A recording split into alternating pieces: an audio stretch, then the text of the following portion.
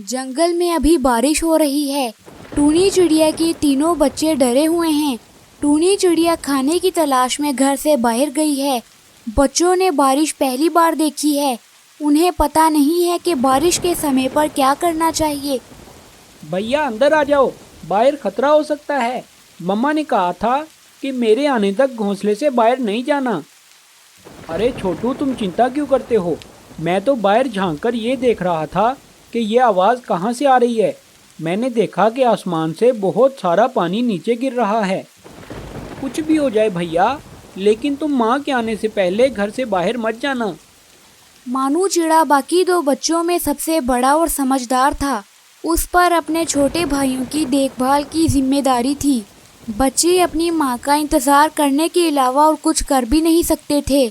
उधर टूनी चिड़िया बारिश से बचने के लिए पेड़ के ऊपर बैठी थी। उसे भी अपने बच्चों की बहुत चिंता लगी थी। मेरे बच्चे ठीक तो होंगे ना? अगर इतनी तेज बारिश में उन्हें कुछ हो गया तो मैं क्या करूँगी? अभी टूनी चिड़िया ये बातें कर ही रही थी कि वहाँ पर कालू कौवा आ गया। अरे टूनी चिड़िया, तुम अभी तक यहाँ बैठी हो? इसका मतलब है कि तुम घर नहीं गई और तुम्हारे बच्चे घर में अकेले हैं। जी कौवे भैया, मैं अभी तक अपने घर नहीं गई। मुझे अपने बच्चों की बहुत चिंता लगी है। क्या तुम जानती हो कि हमारे जंगल में एक दुष्ट बाज आ गया है और वो पक्षियों के बच्चों का शिकार करता है? हाँ कौवे भैया, मैं जानती हूँ। इसीलिए तो मैं अपने बच्चों की चिंता कर रही हूँ। अगर वो बाज मेरे बच्चों को उठाकर ले गया तो मैं क्या करूँगी? कल उस बाज ने बुलबुल के बच्चों को खा लिया था। अरे ये तो बहुत बुरा हुआ। वो बाज सिर्फ बुलबुल का ही दुश्मन नहीं, हम सब पक्षियों का दुश्मन है। हमें उसे ख़त्म करना होगा। पर कौवे भैया, हम उस ताकतवर बाज का मुकाबला कैसे करेंगे? अकल के साथ। हम उसका मुकाबला अकल के साथ करेंगे। टूनी चिड़िया, तुम मेरे साथ चलो। हम उस बाज को ढूंढकर अभी ठिकाने लगाते हैं। ये कहकर वो दोनों वहाँ से चले जाते हैं।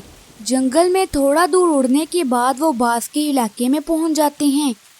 अरे वाह, देखो तो ज़रा, आज तो शिकार खुद चलकर मेरे पास आ रहा है। और वो भी एक नहीं, पूरे दो दो शिकार हैं। लगता है आज बारिश में बहुत अच्छी दावत हो जाएगी। कालू कौवा और टूनी चिड़िया उस बाज के पास आ जाते हैं। अरे तुम दोनों की इतनी हिम्मत कि तुम लोग खुद चलकर मेरे पास आ गए।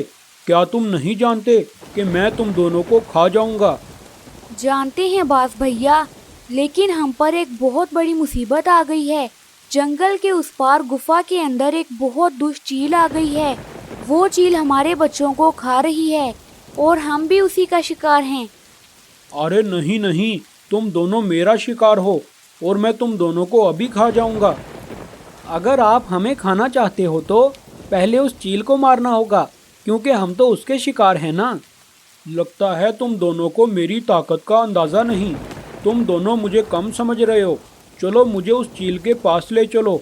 मैं तुम दोनों से पहले उसका शिकार करूंगा। तभी टूनी चिड़िया और कालू कौवा उस बाज को लेकर वहाँ से चले जाते हैं और थोड़ी देर बाद वो उस गुफा के पास पहुँच जाते हैं। क्या हुआ?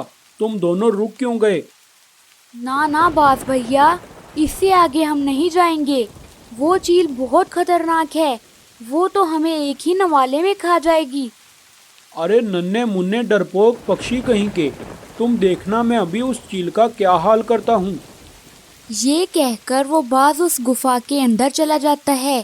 तभी टूनी चिड़िया और कालू कौवा वहाँ पर रखे हुए एक पत्थर को गुफा के आगे कर देते हैं, जिससे गुफा का रास्ता बंद हो जाता है और वो बाज हमेशा हमेशा के लिए उसी गुफा में बंद हो जाता है।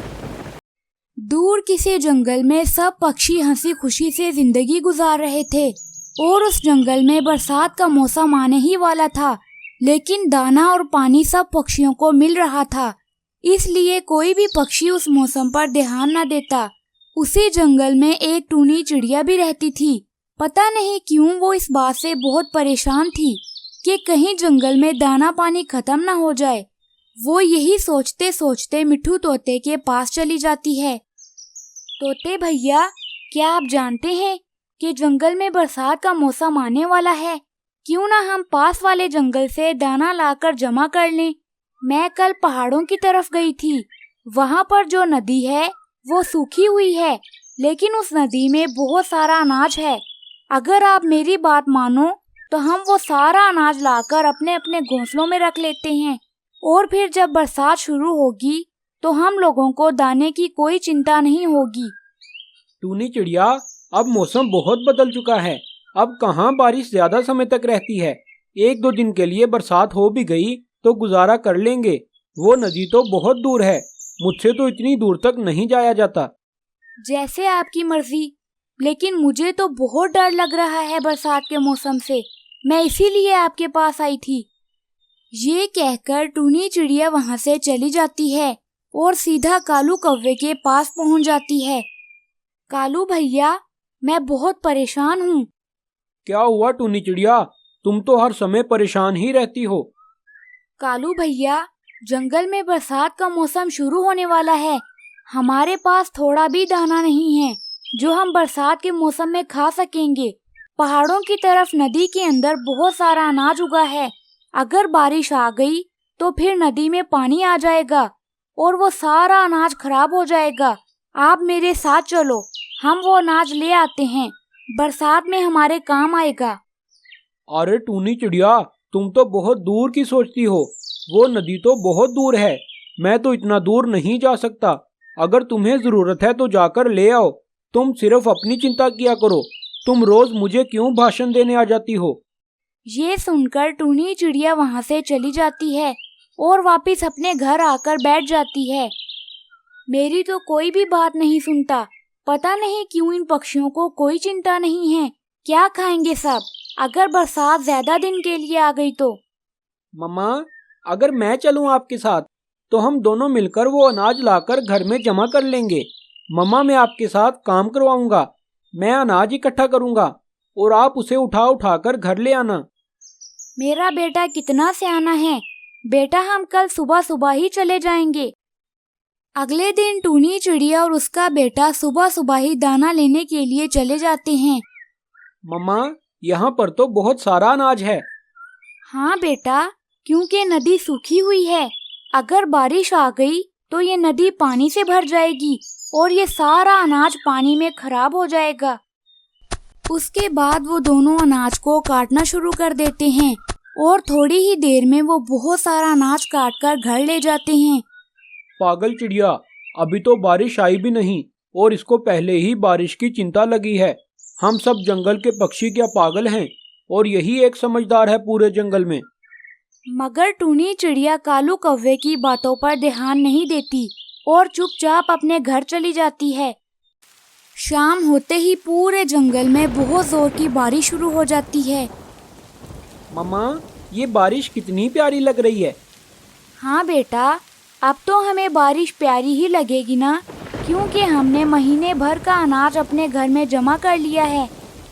इस तरह टूनी चिड़िया के पास बहुत सारा अनाज इकट्ठा हो गया था, मगर जंगल के दूसरे पक्षियों के पास बिल्कुल भी अनाज नहीं था, क्योंकि उन्होंने बारिश के लिए कोई तैयारी नहीं की थी।